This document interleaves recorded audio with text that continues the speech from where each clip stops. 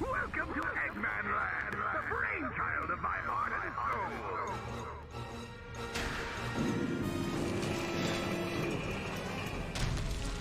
This is my magnificent empire, made possible through my genius and the limitless energy harnessed from Dark Gaia.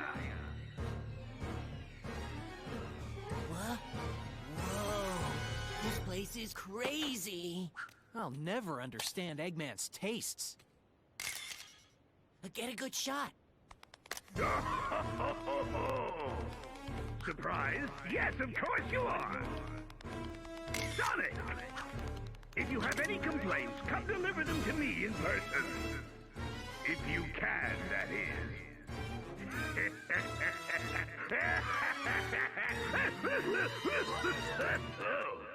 Ah, he's enjoying this way too much. Sonic!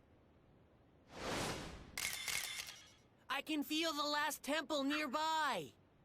He must have built this place on top of it. Well, I guess we'll just have to tear it down.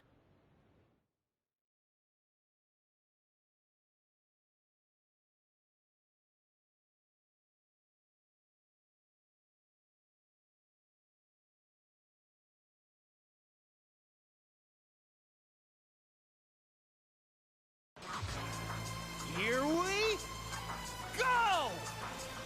And welcome back to more Sonic Unleashed.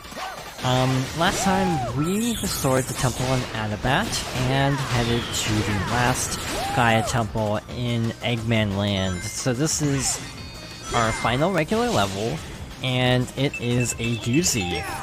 On a good run, this level takes me about 40 minutes. You know, on a good run. On a bad run, this can take like hours. So this is gonna be interesting.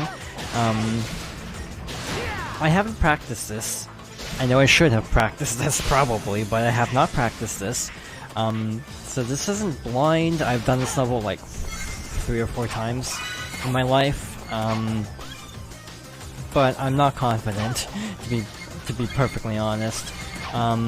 This level is hard. It is very notorious for how difficult it is, and that reputation is completely warranted, to be honest. It feels like this is sort of the spiritual equivalent to, say, the final level in Sonic Adventure 2, where you go through fights with, or like levels with every character, and then have a fight with Shadow, and then play Super Sonic Super Shadow. It's kind of similar in some ways. So like in Canon's Core, we actually play as both Sonic and the Werehog. We swap between the two at specific moments, and yeah, we'll be switching back and forth constantly. One weird thing is, as notorious as this level is, I'm not too scared. Like, I feel like I'm more confident in this level than I probably should be. Hence why I'm skipping all these enemies, because I'm trying to speed this up a little bit. There's a lot of really tricky things in this, specifically certain platforming segments that really suck. But for the most part, on my first playthrough, I hated Eggmanland, as did most people on their first playthroughs. I thought it was really frustrating and difficult, etc., etc. You know, it's long and tedious and just not very fun. And that is, like, a problem I have brought up a few times.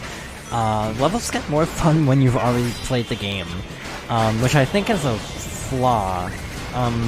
Like, I am enjoying this playthrough. I'm still getting a little bit, beat up by things like that.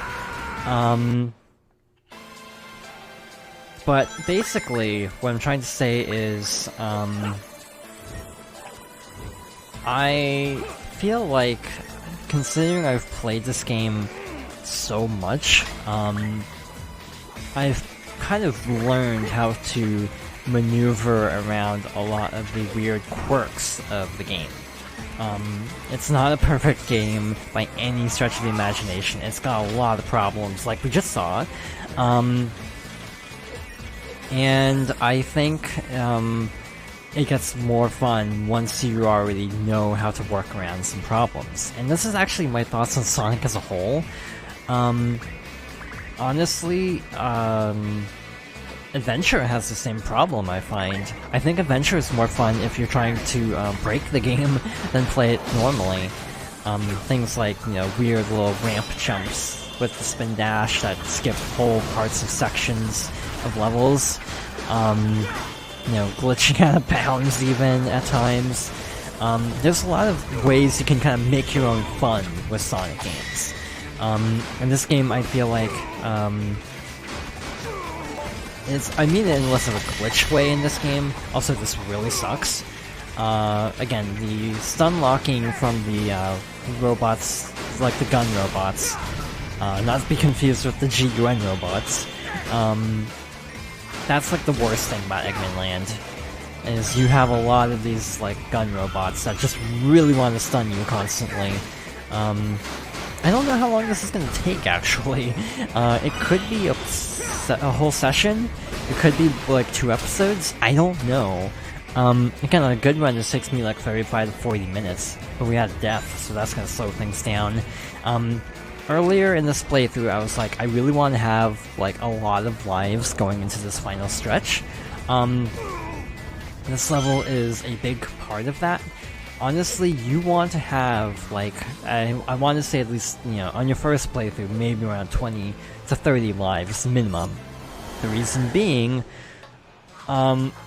this is a long level. You don't want to get to the end and then get a game over and then have to redo all this.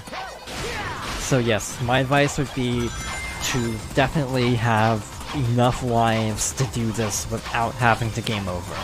Because otherwise, ouch. That's not good. Taking the risky path here, just for the sake of it. I've actually never done that successfully, so I'm very happy about that. Here we have an interesting segment. You can't game over here. You get a free life every time you enter the roller coaster. Meaning you can't die, but you can still... I mean, you can't game over, but you can still die a lot. I'm not the biggest fan of this game design.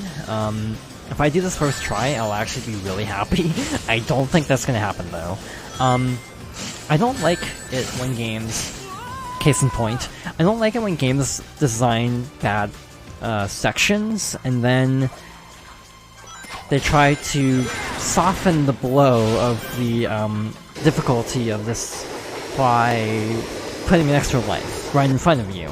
It's like, if this segment is difficult to the point of glitchy, as we just saw, to the point of just draining players' lives, maybe change it. Maybe fix the problem. Like, there's a potential chance that the entire rest of this first part of Eggmanland could be this segment, because this segment is that bad. Whenever I see playthroughs of other people doing Eggmanland, this is like a huge wall for them. It's like, I always see people like get stuck here for a while, and again, no matter how many times I play this level, I still get stuck here as well. By the way, there is a hub. Unfortunately, we can't access the hub on our first visit, but as a result, there are hot dog missions. So imagine doing this level flawlessly, like, 3 times. Yes, that is required for 100%ing the game. And that alone is why I refuse to ever 100% Sonic Unleashed. Again, I've gotten to the point where I don't mind an Eggmanland as much as most. I feel like if I tried to do it without dying, that would kill all the goodwill I've built up for this stage, because, you know, doing this stage and having an alright time with it is one thing. Doing this stage without losing a life, also that's really cheap right there. They don't give you enough time to boost, so you just careen into the enemies. Again, there's so many weird little anomalies in this game that are frustrating, but I've kind of just learned to accept how frustrating this game can be, and just kind of roll with the punches. So a problem I haven't actually highlighted very much with the Werehog is the lack of drop shadows in specific areas. And by specific areas, I mean right here. So you might notice we do not have a drop shadow. So like right here, it's kind of a blind jump. You might make it, you might fall to your death. So I'd say take it slow and careful. Don't be like me and just try to jump through everything. Only reason I did it because I'm doing a Let's Play and I'm trying to hurry. There's nothing to really collect. There's like art and, soundtracks and stuff, but outside of that, there aren't any sun medals because to access this, you have to have as many sun medals as you could need. So like, yeah, you have to have level 7 sun medals to get here. So that's why they don't give you any. You have to have level 6 sun medals to get here. So there's just no point in giving you medals at this point. I will say having medals in Adabat is because it's a regular level. But again, it's not needed because, you only need level 7 to enter Adabat, and that's the max, so, just kind of a weird little design quirk, nothing too, bad. I should reiterate that there are 200 of each type of metal, kind of like Korok seeds. Also, by the way, every time the game stutters, I worry it's gonna crash. What was I saying? Like Korok seeds, I like the addition of, a few extra ones, so you can kind of pick and choose which metals you prefer to go after. That being said, trying to collect all of them sounds like a ridiculously bad time. So, yeah, I actually don't mind the Korok seeds. The fact that you only need 900 of them in Breath of the Wild. Because it lets you pick and choose the ones that are most fun for you, and I think that's actually a good design choice. Yeah, my big thing is, collecting the remaining 400 for a total of 900, that isn't worth it. And same with this, it's like, only needing 120 out of 200 isn't a bad idea, it's actually a really good idea, if you ask me. Again, this is another section that I really I don't hate it too much because I'm used to this, and they give you an extra life, but it's like this section here is so stupid that they shouldn't have made it this dumb. They shouldn't. If a section is too hard to get through without giving you a 1-up every time, maybe just redesign that section. Like here, the camera is so uncooperative. I get why they have to give you an extra life, so you wouldn't get completely walled here. It wouldn't grab onto the pole, so I just had to plummet to my demise. But yeah, this is my point. If they need to, if a section is so poorly designed that you will game over on this one section, so they try to go easy on the player by just making it so you can't run out of lives. It's like, maybe you should just make it easier. Thankfully, I feel like this is the last major section that feels really unfair in this level. And it's like, I question if it's actually unfair by design or unfair by, just poor programming. Like, the camera is not helping, because every time you jump, it, goes to an angle, so it's hard to, jump forward because the camera keeps shifting to the side. Here, this camera angle is really bad because it's hard to actually jump, in a direction. So yeah, that should be the last, really awful segment. Again, I don't think it's horrible enough, personally. I take back what I was about to say. I was gonna say, I feel like the level isn't horrible enough to make me, dislike it as much as most. But again, it's because I feel like I'm accustomed to dealing with the, periodic nonsense that the stage likes to throw at the player. So yeah, I don't even know how long this will take. I don't know how far into the stage we are. I want to say we're about a third, but we might be about 2/3. I don't know.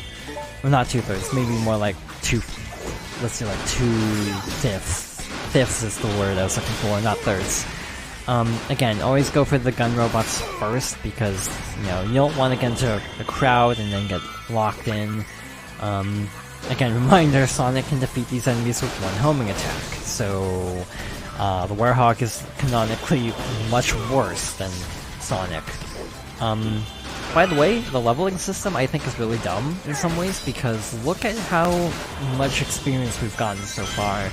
And we still have so many levels to go.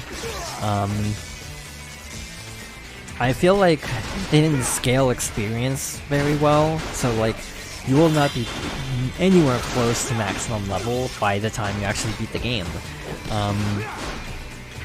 And like, it's not necessary to be that high of a level, so it just feels like kind of poorly thought out. I will say, Sonic himself levels up better than in most games that attempt this. He definitely is better than Secret Rings, where you have to like level up, you know, things like boosting and things. It's really weird. Secret Rings is a weird game because I don't own it, so I actively cannot do a let's play of it. However, I wouldn't do a let's play of it even if I did own it, probably. It's my least favorite Sonic game if we're counting non-main series titles. It's like that bad. Black Knight being like a little bit above, I would say. I had a bad time with Black Knight because I didn't understand how the QuickTime events worked.